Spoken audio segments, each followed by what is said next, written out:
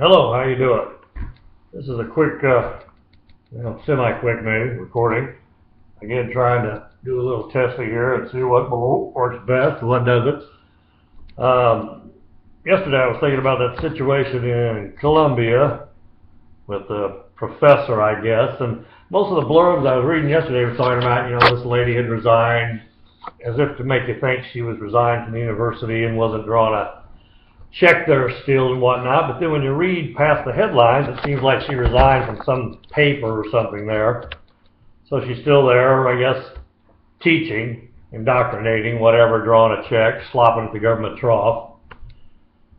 So really, I don't know that anything there's been done, and probably nothing will be done, as a matter of fact, but I'd like to follow it and find out. I'd like to get the true story, but like I said yesterday, I'd read a bunch of headlines about she resigned. You read the headline, that's what you read. But then I sat there and read through a couple of them, and it seemed like, as I said earlier, she resigned from some appointment to a paper there or something like that, something pretty innocuous, something that didn't mean a heck of a lot, frankly. Like I said, the headlines would have you think she's gone, that's it, my gosh, there you go. And if you're against what she did, then you're thinking, oh, we're vindicated, that's good, she's out of there, but she's not. Now, I don't know if she's in a government union or not, but if she's in a government union, she'll probably never go anywhere except for like New York's rubber room for teachers. Where they sometimes send them and they spend a year or two going in there and punching the clock, playing cards, and drawing a salary. Because once you get a government union in something, people are pretty much impossible to fire. Which isn't necessarily the topic for today, but what do you think about that? All kidding aside, I don't think there should be unions in the government at all. Now, I can understand, especially years ago, people talking about unions and they needed protection from this overbearing manager or whatever the case may be, and they felt alone, perhaps defenseless.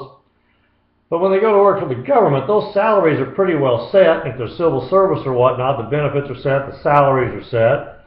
I don't understand what they need a union for. It seems to me like government workers' unions, what usually happens is you have situations like in California and like in Chicago, where they're effectively bankrupt, just like this country is. And yet you have the local politicals go in behind closed doors and make deals with the union reps that you pay for, by the way. You're footing the bill for those people to come in and effectively negotiate against what may be in your best interest as the people footing the bill. And then you wind up in Chicago, bankrupt, etc., but you'll wind up paying off at some point, probably, one way or the other, if we're not already doing that. But you have these little sleazy little politicos go behind the doors with the union reps and effectively sell you out. Like in some small towns I've been in, where one in particular, I'll go into that later some other time, it's got a real homey reputation, supposedly, and that's cultivated on purpose by the folks in the area, the politicals, the Chamber of Commerce, etc. And it's far from the real situation. It's a little town, and the government unions run that town. And that's why they have so many off-cycle elections for fee increases and tax increases and blah, blah, blah, blah, blah, blah, blah, so they can get the union boys out to stuff the ballot box and they can get whatever they want. And then the local politicals go behind the closed doors, negotiate the deals, and everybody that's not in the government union gets screwed because they're left footing the bill for these folks. And that'll keep going until somebody realizes, hey, we don't have the money to do that. We can't do that anymore. But anyway, not to get you going on that, but I'd like to know a little bit more about that lady down there in Columbia. I keep saying down there, but anyway, in Columbia, Missouri. You know what the real story is on that. And the protests on that and everything, I don't know. But another thing, too, as an aside, the president and the chancellor, I guess somebody else expired. They resigned. But I'd like to know, they didn't seem to put up too much of a fight. So I'm curious, too, and I've not heard anybody ask this or answer this. I'd like to know what kind of pay package they got when they left, either or both of these two folks. What kind of a deal was made, where they'd leave graciously, so to speak. And I'd like to have a little bit more information and look into it on, the protests on this. It's amazing if things have been so horrible for people in Columbia, especially black people on that campus. One, why would you keep going there?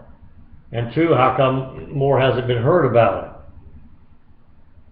it? And as far as the people, much minimum wage people with fast food restaurants and stuff protesting, and that's fine, that's within your right to do that.